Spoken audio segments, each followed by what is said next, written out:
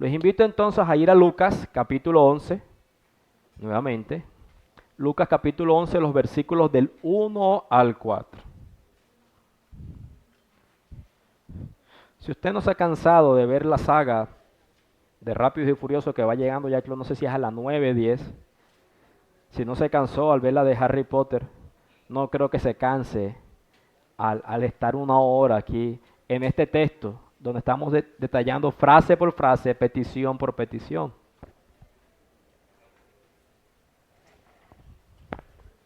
Lucas 11, versículos del 1 al 4. Nos ponemos sobre nuestros pies, recordando cómo lo hacemos. Leo del 1 al 3 y de manera unánime, una sola voz, en conjunto, leemos el versículo 4.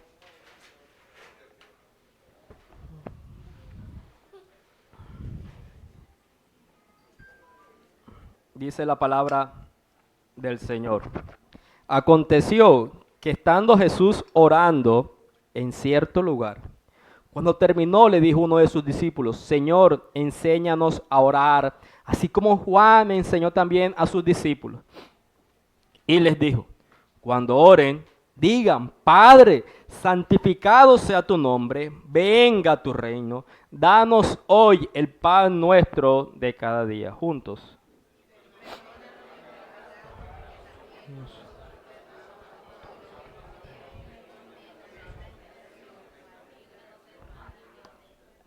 Vamos a orar. Padre Señor, bendito seas en tu gracia y en tu bondad, tu infinita misericordia que has tenido con nosotros hoy.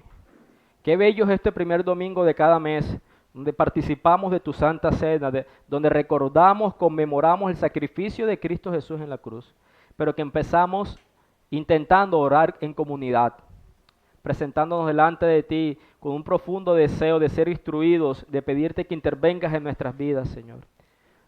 No luce la iglesia al inicio como está ahora, pero oramos los unos por los otros, para que en este momento, cuando tu palabra sea expuesta, tu palabra sea comprendida en nuestros corazones y produzca ese fruto de arrepentimiento, fe y justicia, Señor. Además, que la santificación venga a ser visible. Hemos estado profundizando en lo que significa este modelo de oración. Y no hay ninguno de nosotros en esta mañana que pueda decir: estoy satisfecho con mi vida de oración. Siempre queremos tener más, siempre queremos ser más disciplinados, siempre tenemos la necesidad de imitar más a Cristo en esta área que en lo que nosotros vivimos. Por eso oramos, Dios, para que nos enseñes qué hace referencia a este perdón que hemos mencionado esta mañana. Porque dependemos de ti, Señor. Porque las verdades espirituales solamente son discernidas por tu Espíritu Santo. Bendícenos, Señor, con tu Espíritu en la comprensión del texto y en la aplicación de él, Señor. A pesar de las debilidades del predicador y sus muchos pecados, santifica tu nombre en medio nuestro, Dios, para que tu nombre sea exaltado y glorificado. Nuestra profunda confianza es que Cristo ha vencido en la cruz y eso ha hecho que nuestras oraciones lleguen a tu presencia. Y en eso creemos, Señor. Amén y amén. Pueden sentarse, queridos hermanos.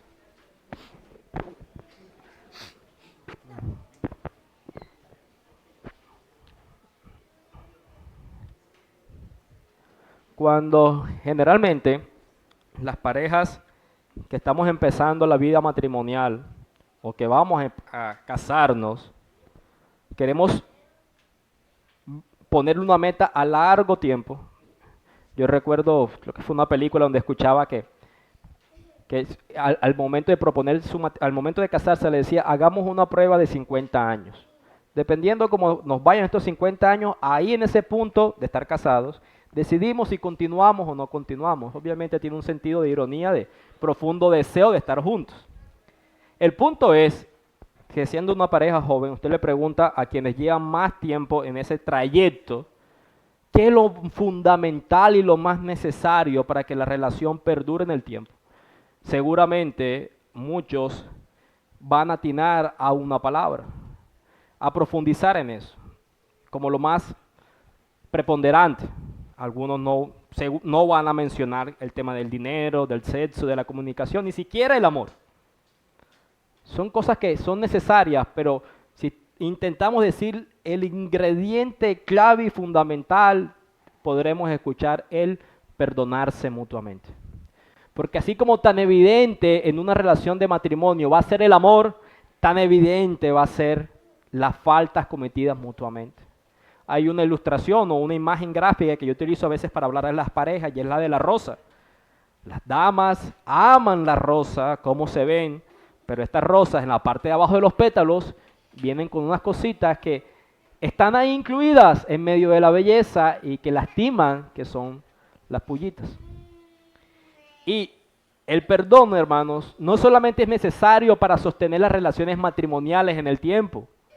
Si usted tiene amigos con quien desea mantener esa relación de amistad, si tú tienes parientes o familiares con quien usted va a compartir más de una visita al año, con los que usted convive, si usted planea mantenerse en su trabajo por un periodo largo de tiempo, si queremos sostener relaciones interpersonales en el tiempo, amigos, trabajo, familiares, iglesia, algo que es fundamental es aprender a perdonar, porque es algo que tú necesitas otorgar, pero es algo que también necesitas recibir. Ninguna relación interpersonal a nivel horizontal se va a mantener significativamente en el tiempo si el perdón no está dentro de la esencia de esa relación. Y lo que es verdaderamente cierto en nuestras relaciones horizontales también es aplicable a nuestra relación vertical. ¿Y con quién tenemos una relación vertical? No son con los santos, no son con los espíritus de los familiares, es con nuestro Señor, con nuestro Dios. Y a pesar de que Dios no es pecador, por lo tanto, Dios no necesita que nosotros le perdonemos, porque Él es santo. Si vamos a mantener una relación sana con nuestro Padre Celestial, muy a menudo, diariamente y quizás más de una vez al día, tenemos que ir delante de Él para confesar nuestros pecados y para pedirle gracia, santificador y sustentador. Esta petición, en este punto donde nos encontramos, después del domingo pasado que tuvimos que ver con las necesidades diarias, y está aquí en este modelo de oración, lo podemos ver en dos categorías, porque leíamos, perdona nuestros pecados.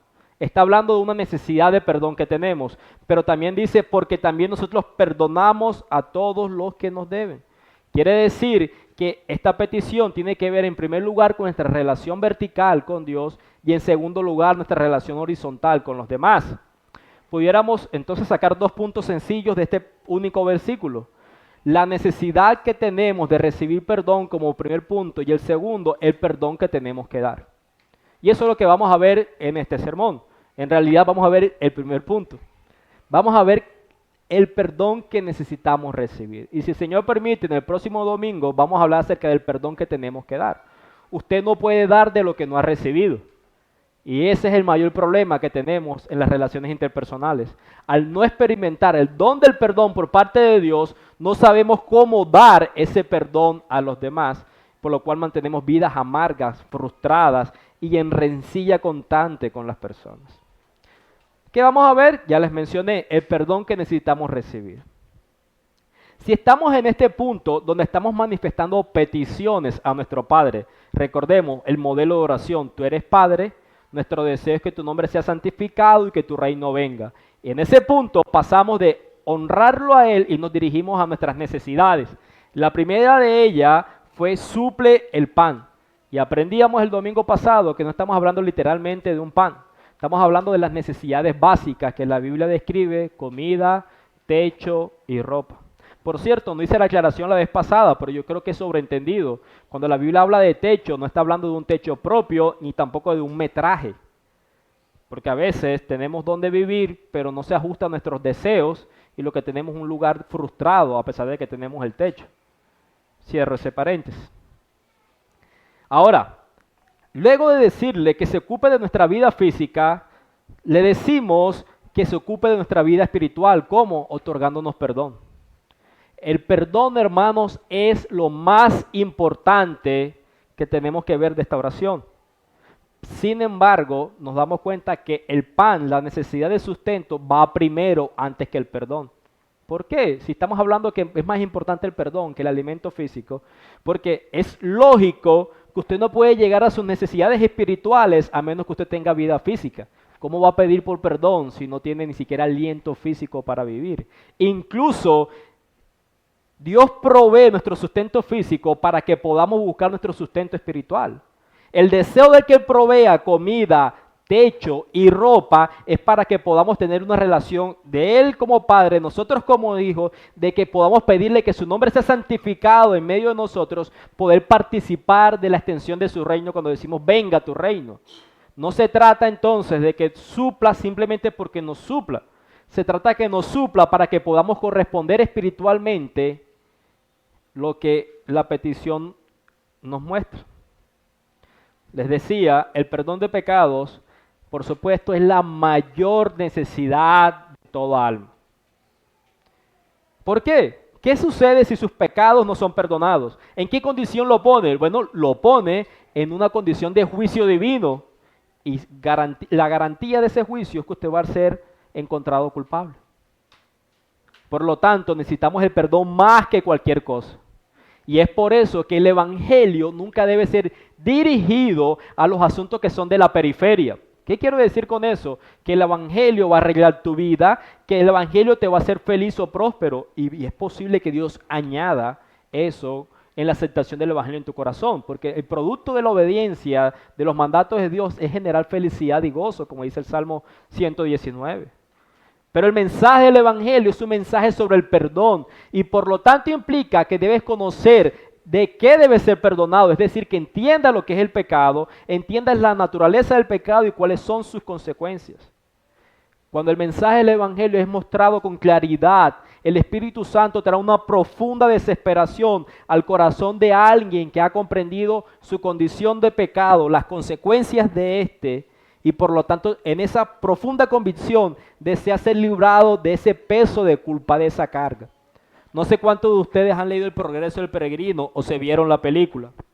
Y se ve la imagen de es como si llevara una carga en sus espaldas. Y hasta que no experimenta el perdón, ese peso, esa maleta no es quitado de ahí.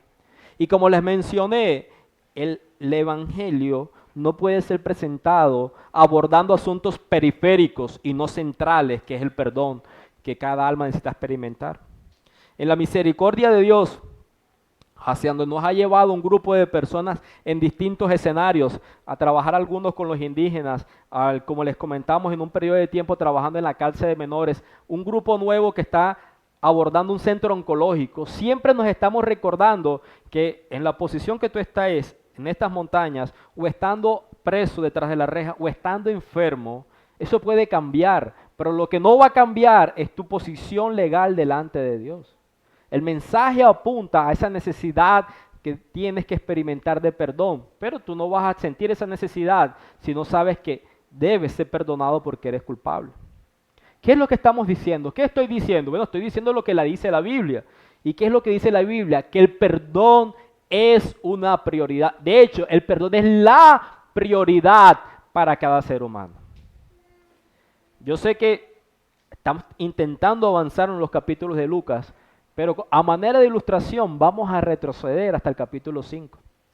¿Qué hay en el capítulo 5? Yo no les voy a pedir que se acuerden del sermón particular a partir del versículo 7 de Lucas 5, porque yo creo que yo mismo tampoco me acuerdo acerca del sermón. Pero cuando vemos la escena, seguramente nos vamos a acordar. Lucas capítulo 5, versículo 17 al versículo 26. Que fue la curación de un paralítico. ¿Cuál es la imagen? La imagen es un grupo de amigos que llevan a este hombre en una especie de camilla por la calle. Jesús está en una casa enseñando. Y estos hombres, al ver que no pueden entrar por la puerta, deciden subirlo al techo, remover el techo y descender a este hombre enfermo y ponerlo delante de la presencia de Jesús. Si estuviéramos ahí y viéramos a esta persona que van llevando en la camilla a sus amigos, seguramente de estas poblaciones pequeñas todos conocerían la enfermedad de este hombre y el tiempo que llevaría. Ah, claro, ya sabemos a dónde van. ¿A dónde vamos? A la persona que está sanando. Recordemos que Jesús prácticamente erradicó la enfermedad de Oriente Medio, de la región de Galilea. Y lo ven, ¿y cuál es la disposición? Entienden que ahí está la persona idónea para que lo sane. Y vemos el esfuerzo de esos amigos que lo suben al techo, lo hacen descender y lo ponen delante de la presencia de Dios. Y ahí surge un actuar de Jesús que es un poco inicialmente como extraño para nosotros. ¿Por qué? Porque Jesús no aborda la necesidad evidente de este hombre, que es física. ¿Cuáles son las palabras de Jesús?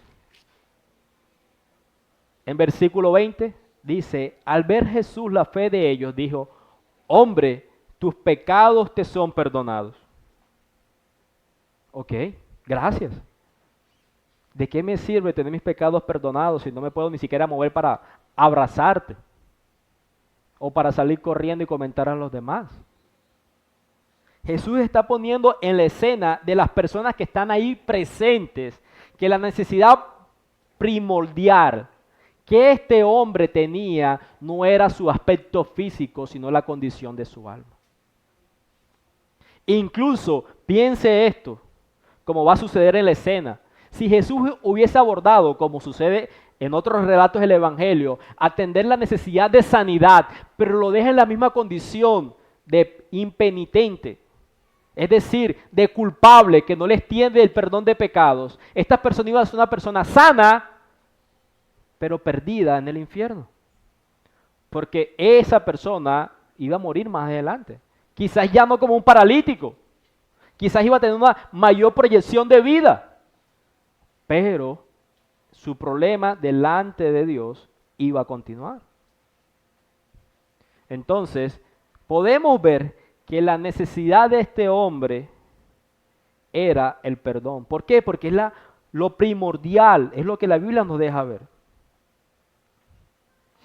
Ahora, en el capítulo 4, cuando Jesús estaba haciendo, ahí mismo en Lucas, haciendo muchos y muchos milagros, sanidades, liberando personas endemoniadas, sus discípulos le dicen, oye, hay una multitud buscándote y esto se ha puesto bueno, cada vez hay más personas que llegan y llegan y llegan, estamos obteniendo el éxito alcanzado. Jesús les dice, déjenlo y vamos a otra población, porque yo he venido a predicar acerca del reino de Dios. Mi propósito es enseñar acerca del reino. ¿Y cómo predicaba él acerca del reino? Arrepentíos porque el reino de Dios ha llegado. ¿Por qué predicaba Jesús el mensaje del reino? Porque precisamente el perdón es la prioridad que cada ser humano tiene que experimentar de este lado de la eternidad. ¿El perdón de quién? El perdón divino. La agenda de Jesús no estaba direccionada por la sanidad y los milagros que él hacía delante de las personas, teniendo un propósito que fuera la evidencia de su divinidad. La agenda de Jesús estaba direccionada por la predicación del mensaje.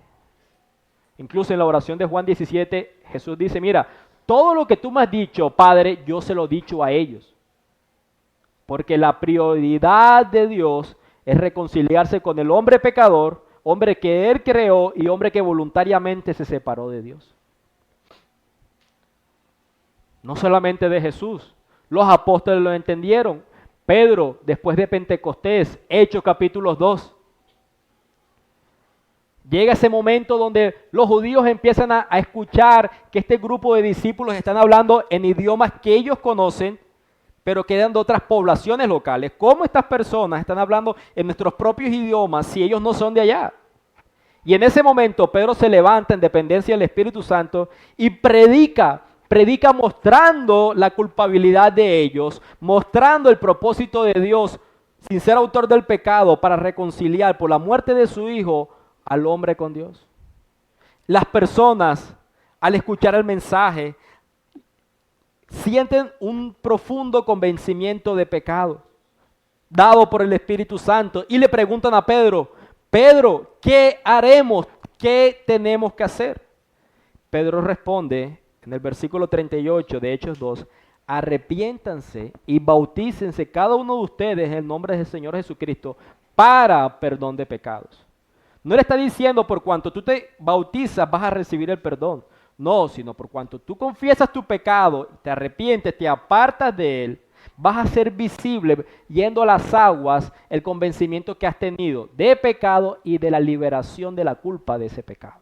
que es el bautismo. Pero ¿cuál es la prioridad? El perdón de pecados.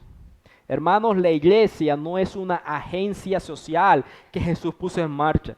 Participamos de ministerios de misericordia, proveemos alimentos, ayuda física a los necesitados conforme a los recursos que son puestos delante de nosotros. Brindamos hospitalidad a las personas que llegan a nuestros hogares, pero la iglesia, hermanos, es el instrumento que Dios ha establecido para que las personas sigan experimentando y escuchando un mensaje de reconciliación cuya esencia es el perdón de pecados. Jesús lo dijo, yo me voy a predicar. Pedro lo dijo, ¿qué es lo que tienen que hacer al escuchar la predicación? Arrepentirse, apartarse del pecado. Muéstralo en el bautismo. Y que en dependencia del Espíritu puedas experimentar el gozo del perdón. No solamente es en el Nuevo Testamento. El Salmo 103 que leíamos esta mañana como anuncio, ¿no? Les decía, fue extraño que David empezara este salmo de alabanza reconociendo en esa lista de agradecimiento a Dios, en primer lugar, el perdón otorgado por Dios. Alaba al Señor, alma mía, no olvides todos sus beneficios, porque Él perdona todas tus iniquidades. Él perdona el pecado. El perdón es la prioridad, el perdón es el mensaje, el perdón es la necesidad de cada ser humano. La iglesia ha perdido eso. Ha perdido ese conocimiento, o en realidad muchos no lo han experimentado. Desde el púlpito y desde los que se acercan a escuchar al púlpito. Mensajes que no te motiven hacia otro tipo de vida y que únicamente hablen del arrepentimiento del pecado son mensajes no populares. Predicadores que ven del Evangelio un recurso para sus deseos personales de grandeza o de enriquecimiento y diluyen el mensaje del arrepentimiento y del perdón de pecados a una oración al final, hacen del Evangelio lo que el Evangelio no es. El perdón es la prioridad, el perdón es el mensaje, el perdón es la necesidad de cada criatura. Ahora, ya que hemos establecido que el perdón es la necesidad que cada criatura, en realidad cada ser humano, porque los animalitos no tienen necesidad de ser perdonados y son criaturas, ya que el perdón es la necesidad de cada ser humano, consideremos qué es el pecado. ¿Qué es el pecado? Que hace que el Espíritu Santo produzca en nosotros un profundo deseo de ser perdonados y librados de la práctica y de esa condición de pecado. Porque incluso aquí, en esta oración de Lucas 11 que estamos viendo, perdona nuestros pecados. Hay una referencia objetiva de qué es el deseo del que deseamos ser perdonados. Nos dice, perdona nuestros desliz.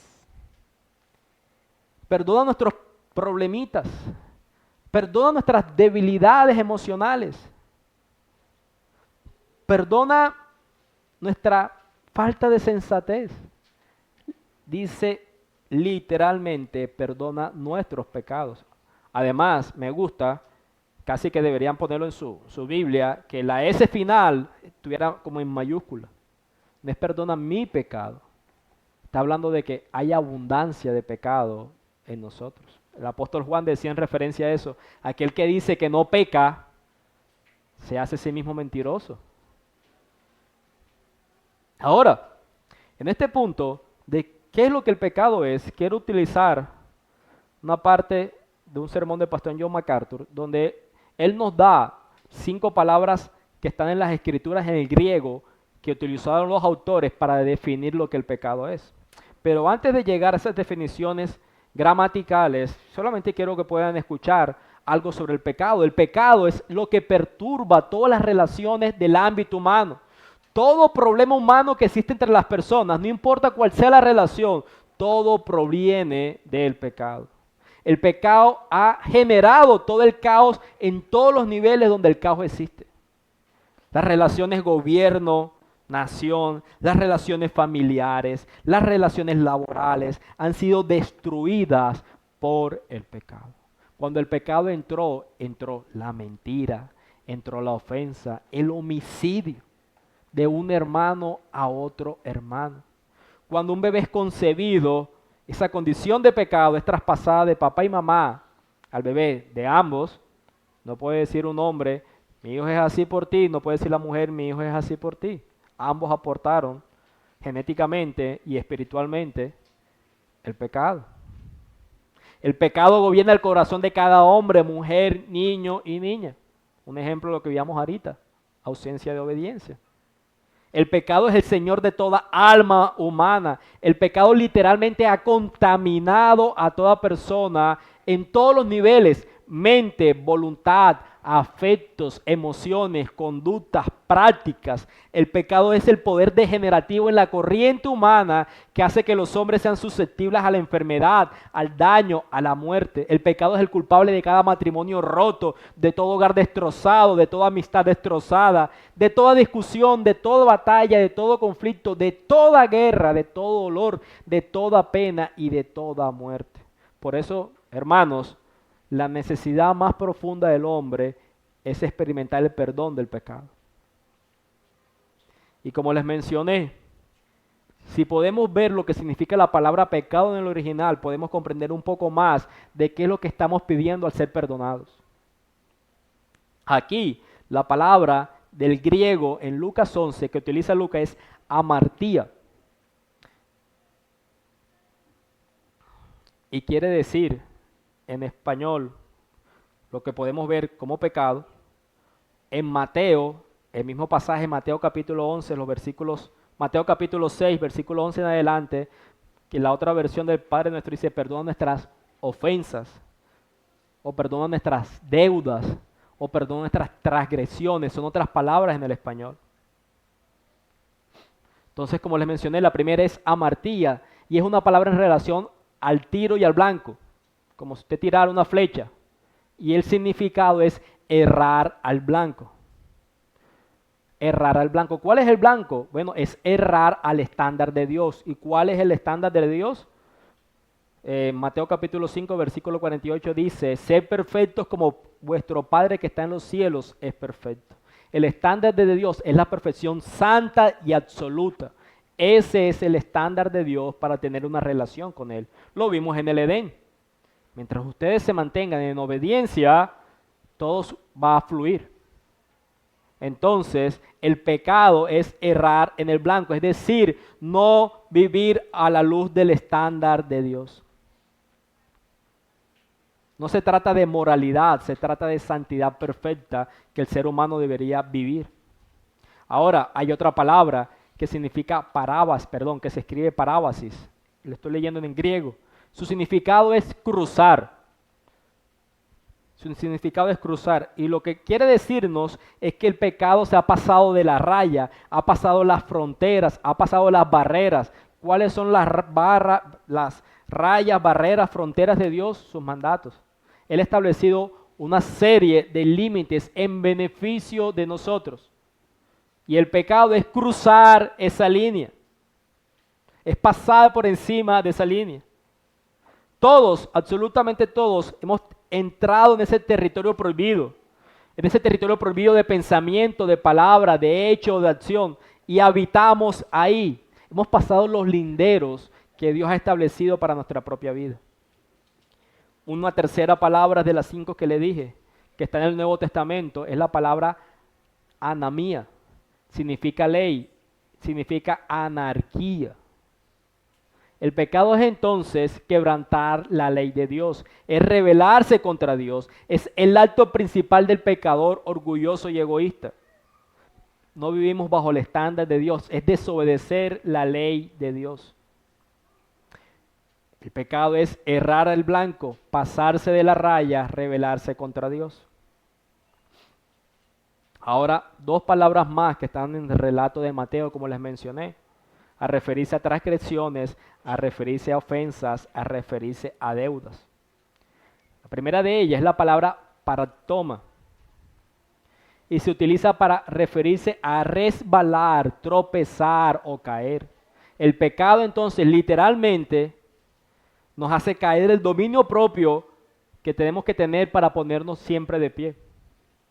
El pecado es, hermanos, caer de la posición de comunión en santidad que tenemos con Dios.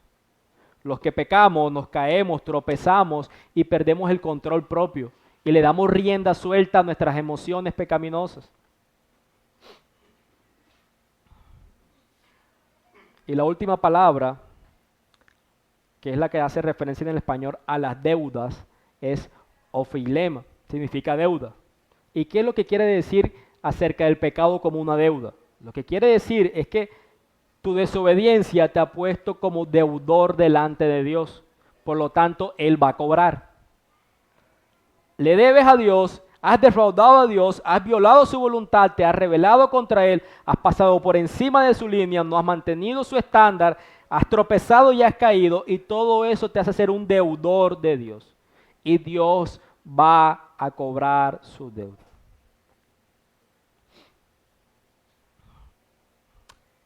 Ustedes escucharon el sermón de Chay de Mateo 18, ¿no? Aquel que deudor, que tenía una deuda pequeña delante del Señor, del Rey, que fue perdonado, y esta misma persona tenía una deuda menor con uno de sus consiervos y no quiso extender el perdón. Es precisamente ahí, hablando de deudas, a lo que el pecado se refiere. Tenemos una deuda delante de Dios. Y muchos han intentado sanear esa deuda por sus propios medios. Lo hemos visto en Semana Santa. Yo quiero purgar mi culpabilidad y voy a dirigirme a cumplir una serie de rituales. Pero según ese relato que les mencioné, Mateo 18, hay una manera de ser limpiado de una deuda que no puede ser pagada por ti. Recuerdan, la deuda era tan grande que no había manera que la pagaba. ¿Cuál fue la manera como fue librado de esa deuda? Pidiendo que se le fuera perdonada. Pidiendo que se le fuera perdonada. Y es lo mismo con el Señor. No hay una manera en que tú puedas pagar esa deuda, pero hay una manera que Él estableció por medio de otorgar el perdón a aquellos que se lo piden. Presentándose con un corazón contrito y humillado, pidiendo arrepentimiento y siendo librado de la consecuencia del pecado. Pero es en ese punto donde tenemos que reconocer que hemos errado en el blanco, que hemos pasado la raya establecida por Dios, que nos hemos rebelado en contra de Él, que hemos tropezado y hemos caído, que no somos lo que hemos construido a lo largo de nuestra vida en estándar moral. Ese es el principal enemigo que nos aparta de confesar nuestro pecado y recibir el perdón que Dios otorga a quienes lo confiesan. ¿Qué estoy diciendo en palabras llanas y sencillas? Hermanos, presentarse delante de Dios requiere negarse a sí mismo. Es eso. Es por eso que el mensaje del Evangelio deja de ser popular, porque incluye reconocimiento delante de Dios y muchas veces delante de las personas que no somos lo que hemos creído que somos a nivel moral. Porque el estándar es el de Dios y no el nuestro. El estándar nuestro es compararnos con los demás. Yo no soy, es verdad, como el otro, pero delante de Dios no somos como Él. Y podemos ser librados de las consecuencias del pecado, reconociendo que no podemos pagar la deuda y reconociendo que Él otorga el perdón. La Biblia expone con una analogía la incapacidad humana de abandonar el pecado con su propia fuerza. La Biblia expone con la siguiente analogía la incapacidad humana de abandonar el pecado con su propia fuerza. Jeremías 13:23 dice lo siguiente: ¿puede el etíope mudar su piel? ¿O el leopardo quitar sus manchas? Y dice, así ustedes podrán hacer el bien estando acostumbrados a hacer el mal. Es imposible que un leopardo mude sus manchas. es su genética, es su naturaleza, es su condición. Y en esa analogía está diciendo, así ustedes, acostumbrados a hacer lo malo, no van a abandonar esa práctica por sí solos. Eso te pone en una condición de culpable. Entonces, si no está en nosotros el dejar el pecado voluntariamente, ¿cómo es que Dios toma nuestra confesión, nuestro arrepentimiento y lo hace suficiente para el perdón que Él otorga y aún así mantiene su justicia? ¿Cómo puede seguir siendo Él un juez justo que va a castigar o que va a cobrar cada deuda, cada pecado y al mismo tiempo ser un Padre que otorga misericordia? Muchas personas les gusta pensar en Dios como esa especie de abuelito benévolo. Ustedes no han visto la cantidad de memes que hay por internet, de pronto por ser padre los he visto con cotidianidad. ¿Cómo son nuestros padres con nosotros? ¿Cómo son nuestros padres con nuestros nietos? ¿Cómo hace eso? Que eso es lo que hay. ¿No quieres eso? ¿Qué quieres que te haga, que te compre, que te busque y que te prepare en este momento? Escuchaba recientemente a alguien por ahí con un nieto montado sobre la mesa. Así somos los abuelitas, los dejamos hacer lo que sea. No la miren. Y muchos vemos o consideramos a Dios de esa manera. Que ve lo malo que hacemos y lo deja pasar por alto. En un sentido de amor y de aparente misericordia, suavizando las consecuencias. Ya, no importa, hiciste esto, ven, yo limpio. No hay problema, sigue haciendo lo que estás haciendo. Pero el Dios de las Escrituras no es ese abuelito benévolo. Cuando vemos a Dios así, es que estamos intentando suavizar, diluir el estándar moral de santidad de Dios. Y en eso estamos completamente equivocados. Y es por eso que cuando vemos las cosas que el perdón es esa manera, el mero olvido, el mirar hacia otra parte, es que no aplicamos el perdón bíblico con las personas que nos han ofendido. La no comprensión de cómo somos perdonados en Dios nos lleva a una mala práctica en no perdonar a los demás. Y miren que Lucas 11 está hablando, perdónanos nuestros pecados, porque también nosotros perdonamos a los que nos deben. Si consideramos que el perdón que Dios nos está dando es meramente el olvido, la ignorancia de nuestras acciones, es lo que intentamos hacer con las personas. Ignoramos, olvidamos, pero resentimos en el corazón y se hace evidente algún día que no hemos perdonado la ofensa recibida. Solución, comprender el perdón bíblico, cómo ha sido perdonado, para entonces poder extender perdón a los demás, que va a ser la segunda parte del sermón del próximo domingo. Ahora, en esta última parte, estamos viendo cómo es que Dios no es ese abuelito benévolo que pasa por alto el pecado, sino ese juez justo que cobrará su deuda y al mismo tiempo es un Padre de misericordia. ¿Qué es lo que Dios hace? No es un guiño el pecado, no es que lo tape o como cuando barremos la basura y queremos y el recoger está lejos, lo ocultamos. No, no es eso. ¿Qué es lo que Dios hace? Y aquí la palabra que usted debe escuchar, escribir y buscar es propiciación. Lo que Dios hace es propiciación por nuestro pecado. ¿Qué es eso, pastor? ¿Qué es la propiciación? La idea básica de esta palabra es aplacar o satisfacer concretamente hacia Dios. La propiciación es un acto entre dos partes que implica apaciguar la ira de alguien que está ofendido para ser reconciliado con él. Es buscar la manera de apaciguar, satisfacer la demanda de la ira de Dios y de esa manera somos reconciliados con Él. Es decir, es la manera en que Dios no ignora el pecado, sino que trata el pecado de manera objetiva con nosotros para entonces y solo entonces otorgar el perdón que deseamos y anhelamos. Miremos dos textos bíblicos acerca de la propiciación. Pueden anotarlos y buscarlos en su casa. Primero de ellos, en Hebreos capítulo 2, versículo 17, pero del versículo 14, Viene hablando acerca del ministerio de Jesús terrenal.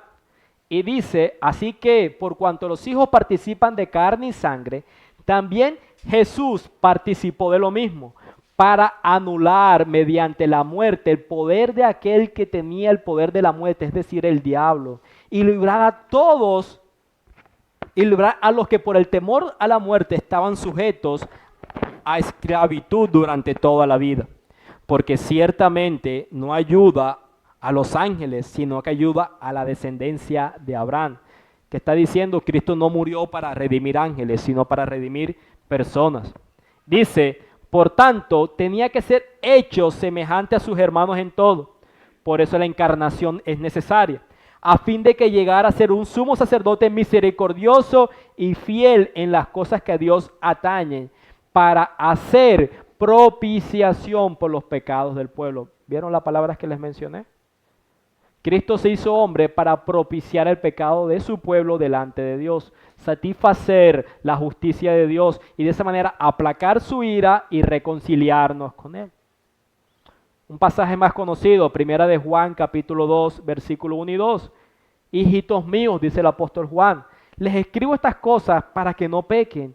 Y si alguien peca, o sea, todos, tenemos abogado para con el Padre, a Jesucristo el justo. Él mismo es la propiciación por nuestros pecados, no solo por los nuestros, sino también por los del mundo entero. Esa, hermanos, es la buena noticia del Evangelio. Dios, el juez justo en cuya deuda nos encontramos como resultado del pecado, ha provisto un sacrificio propiciatorio que cuadra plenamente con su justicia y las exigencias de su ley, para que mi culpa y mi responsabilidad sean quitados y Él entonces pueda declararme no culpable y extenderme el perdón que mi alma necesita. Piensen en esto. Esta oración que estamos viendo es una oración que Jesús no hizo, pero que Él sabe que sus discípulos necesitan hacer. Jesús nunca tuvo que orar, perdona mis pecados, porque Él más bien dijo, ¿quién de ustedes me inculpa del pecado? Así como el domingo pasado nos dirigió a que presentáramos petición por la provisión al Dios que provee, así nos dirige a ese Dios que perdona, que es clemente y misericordioso, porque entiende que tenemos necesidad de ser perdonados. La mayor necesidad del hombre no es perdonarse a sí mismo, porque el perdón es lo que debemos pedir a quien hemos ofendido. Y con cada pecado cometido hemos ofendido la ley de Dios, hemos violado su estándar, hemos caído, hemos tropezado, hemos caído, hemos pasado la raya. Y nuestro sumo sacerdote, aquel que tomó forma de hombre, entiende que aunque Dios es juez justo, dio a su propio Hijo para ser el medio en cómo podíamos ser reconciliados eternamente. ¿Qué hemos visto en esta mañana? Hemos visto que el perdón es nuestra mayor necesidad, que deseamos ser perdonados por lo que el pecado es, y Dios, que es juez justo, también es Padre de misericordia y otorga el perdón gratuitamente por medio del sacrificio de Cristo. Como les mencioné, y para que el sermón no quedara muy extenso, solamente hemos comprendido que tenemos la necesidad de ser perdonados. Y surge una pregunta. Al ser creyente, al venir con un corazón contrito y humillado, con arrepentimiento, pidiéndole a Dios, mira, yo he violado tu ley, he pasado tu estándar, he pasado tus límites, he tropezado y he caído, entiendo que estoy en una posición de enemistad contigo, deseo ser perdonado y experimentar ese perdón otorgado. ¿Por qué si Dios me perdonó para salvación, por qué tengo que seguir pidiéndole perdón todos los días? ¿No? ¿Acaso Jesús no murió por mis pecados pasados, presentes y los del mañana? Si Jesús murió por mis pecados de mañana, ¿por qué tengo que estar pidiéndole perdón? Y eso lo responderemos el próximo domingo. Espero que puedan estar en medio de la predicación. Vamos a orar para pasar a la Santa Cena. Amado Señor, Padre, bendito seas en tu gracia y en tu bondad, por la bendición que nos has dado de comprender que la mayor necesidad bíblica establecida en las Escrituras de cada ser humano es la de ser perdonado por Dios.